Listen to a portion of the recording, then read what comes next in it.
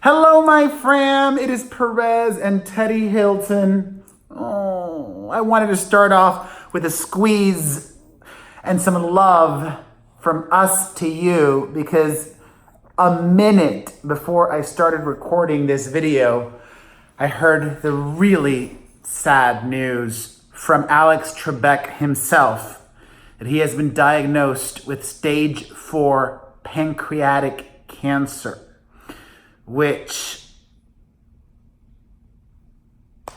the survival rate is very, very low for that.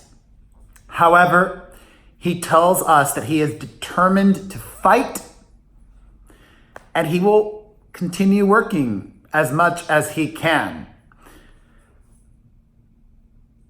I grew up watching Jeopardy, fantasizing about being on Jeopardy. I was much more of a Jeopardy fan than a Wheel of Fortune fan. Not that I have anything against Wheel of Fortune. It was Jeopardy, it was Family Feud and The Price is Right. It was Wheel of Fortune, but Alex Trebek is somebody I hold dear to my heart, and let's move on. If you're watching this because Taylor Swift is in the headline, I have a lot to say about Taylor Swift. I'm gonna save that until the end of the video because it will be long. And I have other things that I need to talk about as well. Important things that I don't want you to skip over, that I need to own. Starting off, after acknowledging the awfulness with Alex Trebek, yesterday I uploaded a video and I took it down and I re-uploaded it and a section was missing. The reason for that is I had incorrectly reported that Demi Lovato relapsed. And that is because I totally got the information wrong. Entertainment Tonight, whom I view as a very credible source, said in a quote that Demi has checked herself into treatment more than once recently after having setbacks. And the way that was written and worded, that to me, oh my God, she relapsed. There was no other interpretation. She has since, or her team have since denied that she relapsed, and they claim that she checked herself into rehab for preventative measures. So I just want to apologize to not just Demi, but also her fans, to the recovery community. And I walk away from this knowing more. I send her love and strength, and thankfully it does seem like Demi is healthy and strong. In fact, just yesterday she was boxing and she knocked out her trainer's tooth.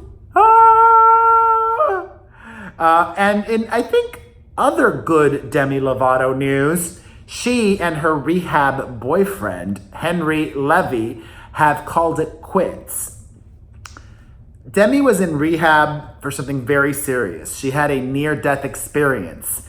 And I don't want to speak for every rehab out there, but most programs discourage you from entering in a relationship right after getting out of rehab. In fact, a lot of them say you shouldn't for a year. Demi chose to do what she wanted to do, and a lot of people on her camp, or I wouldn't even say that, a lot of people, fans, were concerned about that relationship and her, and now that she doesn't have that boyfriend, she can thankfully just focus on her health and her sobriety, and that sucked. I felt really bad about that. Let us keep moving though. From Demi Lovato to more couples news. This shocked me because it's so unlike her and has gone contrary to everything she said or her sources Kris Jenner said that she would do. According to a new report from today, Khloe Kardashian is keeping her daughter True from spending time with Tristan Thompson, serial cheater. I don't think he's too bothered by that. He was just spotted in New York City with a new girl, one that he's been seen with more than once. Girl, secure that bag. We all know Tristan ain't using condoms. I wonder if he forces women to take the pill, or not the birth control, but the other pill. I'm still trying to wrap my brain around this. If true, about true, then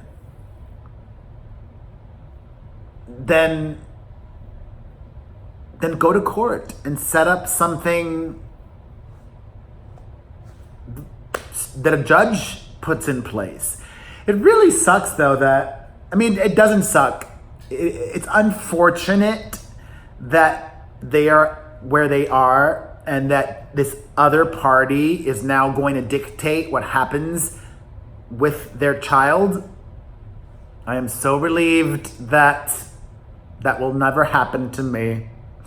In other news of the relationship kind, Kate Beckinsale's ex-boyfriend, comedian Matt Rife, who is about 20 years younger than her, has a warning to her current boyfriend, Pete Davidson.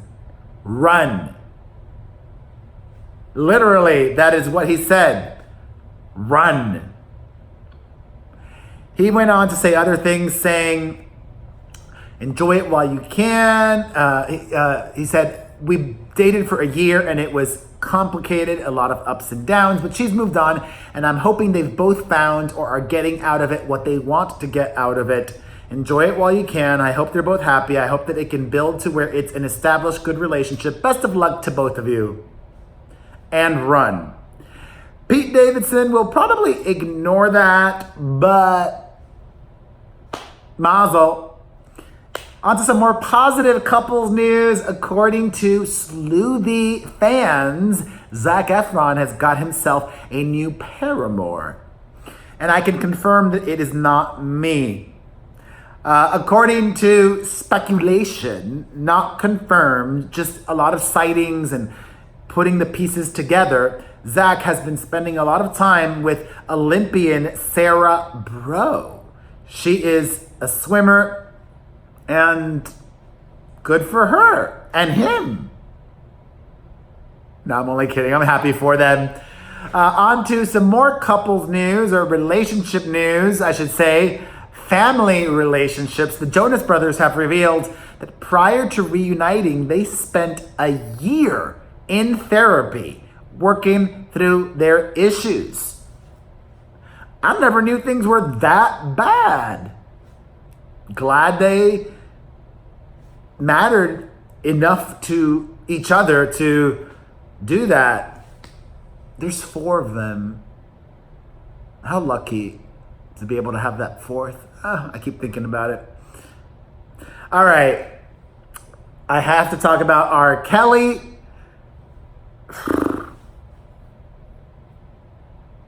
I watched that interview with Gayle King. I must give him credit. He is a really good actor, way better than Jussie Smollett. He also came across as scary.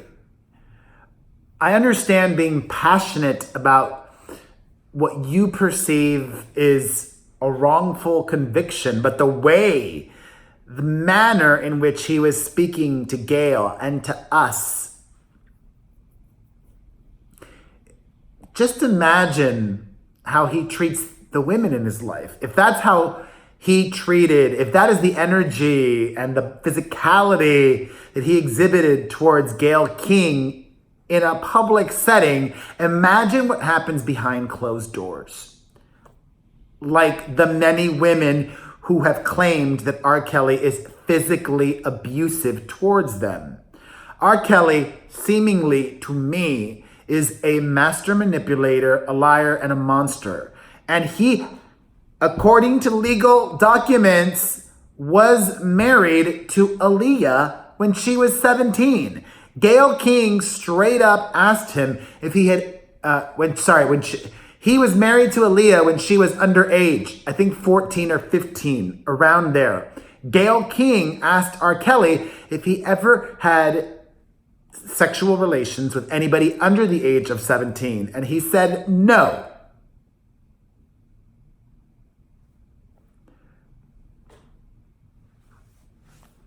In his mind, R. Kelly, I don't even know. I don't want to know what's going on in his mind. It's insane. The phone going off.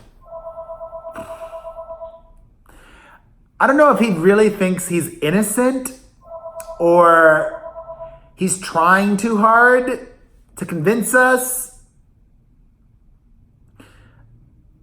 I don't think that interview was a good look. I saw denial. I saw anger. I saw scary. That's me. Let me know what you saw in the comment section down below. If you haven't seen the interview yet, I will have the link so that you could watch it. And of course, everything else that I talk about, I will link down below so that you could read, see, or hear more. All right. Da-da-da-da. Speaking of R. Kelly, he is currently in jail. Today, he was taken into custody by Chicago police for not paying his child support. It's where he belongs. All right, a Michael Jackson update. Corey Feldman, who had a platonic relationship, just friends with Michael Jackson, says that he and MJ were not intimate, and he went on to attack the Leaving Neverland documentary while not attacking his accusers. He says that all accusers should be heard, but then he attacked the documentary. Does that make sense to anybody? Not me. I also saw a text message. Good Morning Britain just hit me up. They want to interview me today. So I just said, sure. I'm filming. What are you filming? Oh, I'm filming. We're gonna come in, or what are you doing? Well, you're going to be on camera. Are you gonna be done filming soon? Oh, what do you need? To go to the bathroom and grab me from mom. All right, you can go now. You can go. Oh. That was my... That was my... Teddy. Se fue, ya. Sit, cálmate, ya no está. That was my sister. She doesn't like being on camera. Anyways. Blah, blah, blah. Let's move on. What a day. This whole week. Teddy.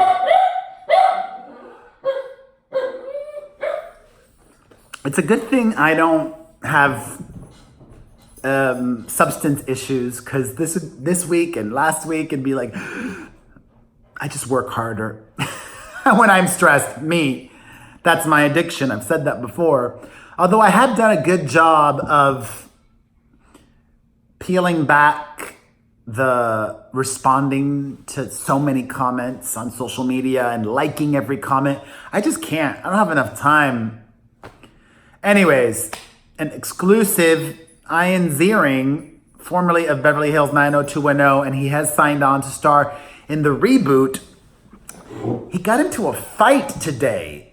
A friend of mine saw it all go down and gave me the 411. He was at the Whole Foods in West Hollywood. Somebody got what he perceived. Teddy. Teddy, relax.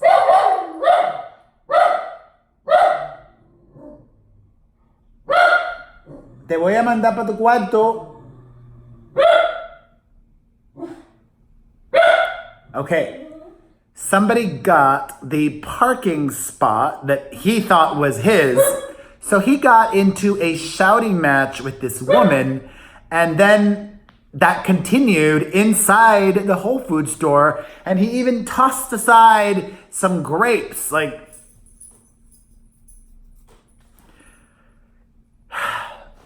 I think a lot of us are, and I am, at least I am, I wouldn't even say a lot. I'm very understanding of that outburst, given everything that happened with his friend.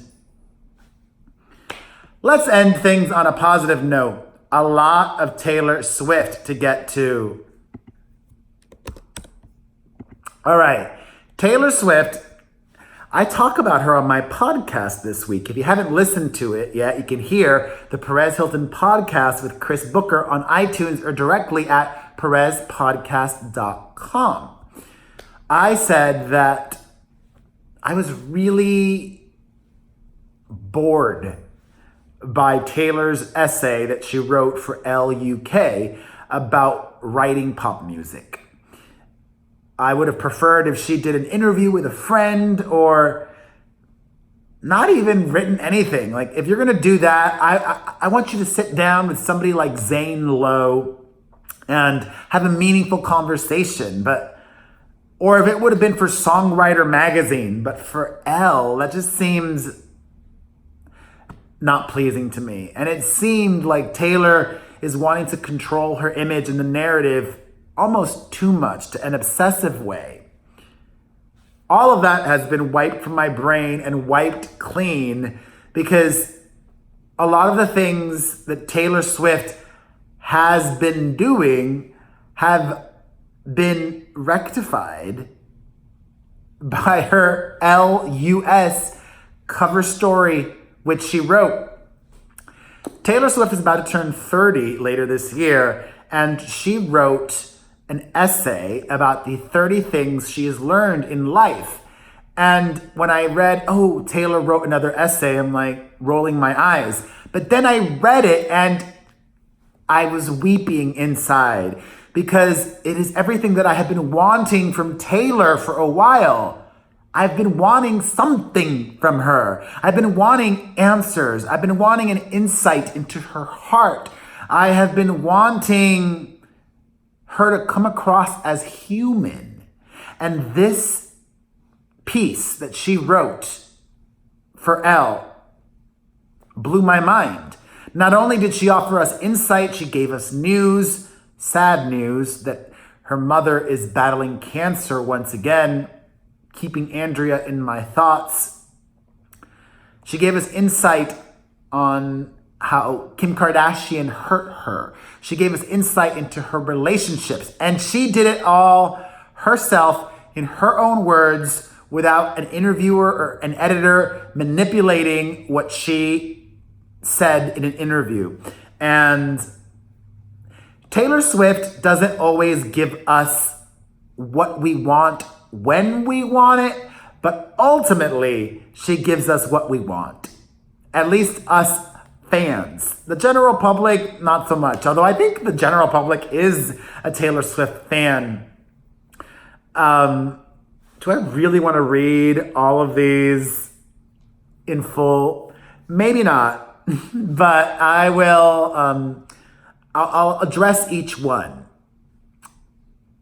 I love that she addresses a lot of the issues that I've had. She starts off right away by addressing, yes, she turns off the comments on her posts and explaining why she does it. She does it for, I like I said just a few seconds ago, this made her seem so human. Because I always said, oh, if she doesn't want to read the comment, if the comments bother her, don't read them, but leave the comments on. But she said no. Turning off the comments is reprogramming my brain not to. She admitted that she is vulnerable. And if she had the comments on, she would be tempted to read them. And you know what? I respect that. I respect that. And she doesn't need that feedback. She's Taylor Swift. And now I get it. I heard from her in her own words addressing this thing that I had an issue with. I love it. And she wrote a lot about that. Number 2, she talked about being nice and being a snake. I love that, a lot of this, she doesn't care about what people think really, because it's showing that she has backbone and she's not afraid to bite back, and she's grown, and some would say petty, but you know what? I call that being a human being. It is human instinct to respond when somebody hurts you. We cannot expect Taylor Swift to be superhuman, to be something she's not. She hurts. And when Kim Kardashian or somebody else causes her pain, she has every right to respond or bite back like a snake. And the way that Taylor Swift bites back is not drawing blood. Okay? I like this. I'm loving going into it all. All right, the third thing she learned about failing. I love that it was not just all about her, but it's also about us and her fans. Really, this is why I was crying on the inside, because this whole piece made me feel so valued and appreciated as a long-time Swiftie. Inspiring words that lifted me up. I loved it. Number 4, she even talked about her body image issues and how in the past she really almost dangerously tried to control her weight. Number 5, talking about getting rid of drama in your life or just living a happier life. Number 6, talking about aging in the industry. I mean, she could have written an entire article about just one of these things, but the fact that she gave us 30, thank you. It was so beautiful to see this morning, especially because on my podcast, I said I wanted. It's like, clearly she wrote this a while ago. My podcast came out on Monday night, but still, I'm assuming that she listens to the podcast. Number 6 was aging. Number 7 is safety and just what makes Taylor Swift a great writer, not just in her music, but also in every other way, is how specific she is. The details that she peppers, what she chooses to share with us. She could have just said, I went through great measures to make sure that my tour was safe. She did that, and she also said that she carries quick clot, army grade bandage dressing, which is for gunshots and stab wounds. That is her reality. I have to give her so much credit. She is such a strong woman or man, a human, a person. Fame on the level that Taylor Swift has is crushing and debilitating and can destroy people. And she has come through this journey of celebrity and A++ fame, shining bright, and a warrior and a winner. And she will continue to do that because Taylor Swift is one of the most talented musicians that has ever existed and one of the smartest entertainers that has ever existed as well. Facts. Facts. I'm going to keep going through all of the points. Number 8.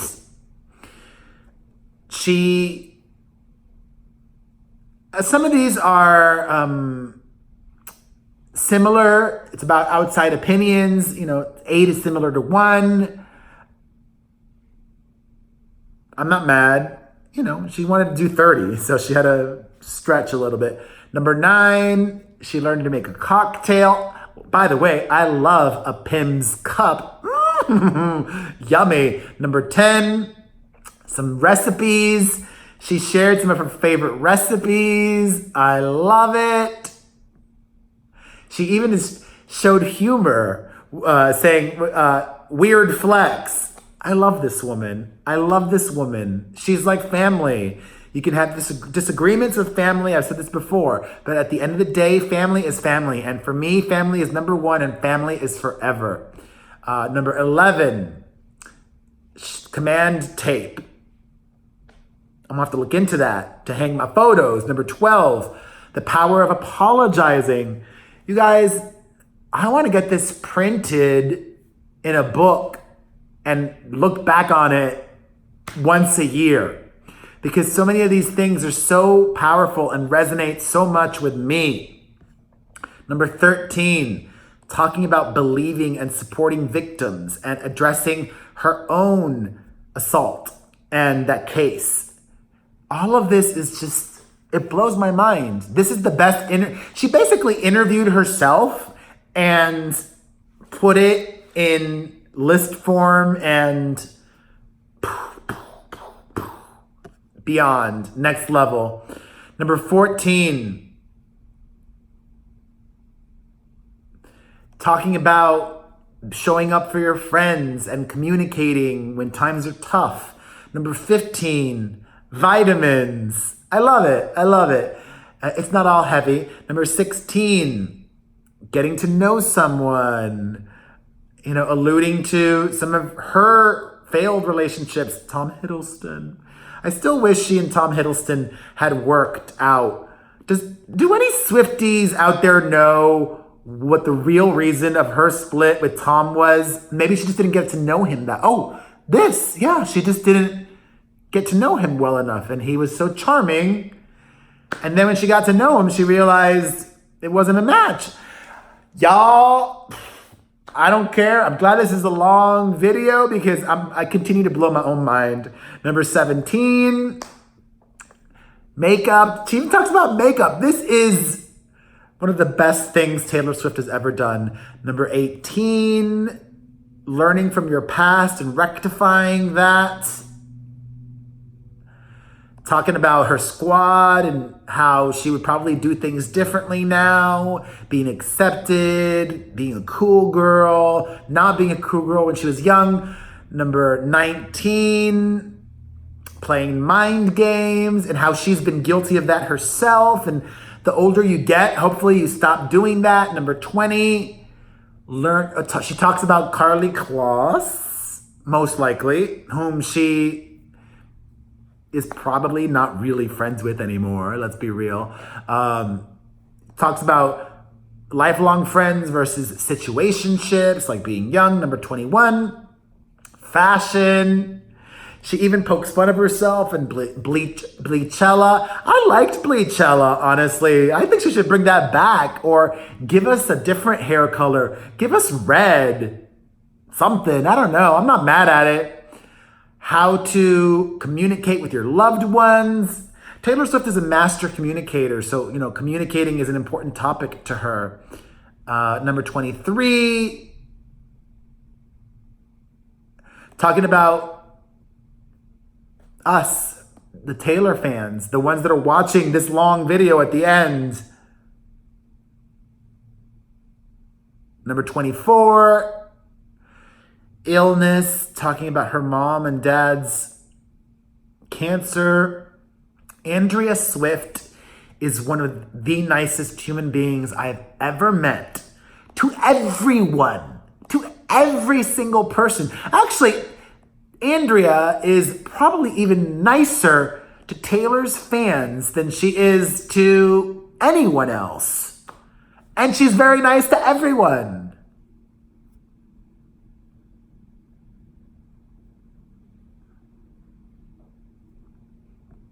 Number 25, talking about being happy and inspiration. Number 26, more about being happy. Number 27, talking about Kim K, wanting an apology, but knowing that she may not get that. Number 28, talking about politics, everything. It blew my mind.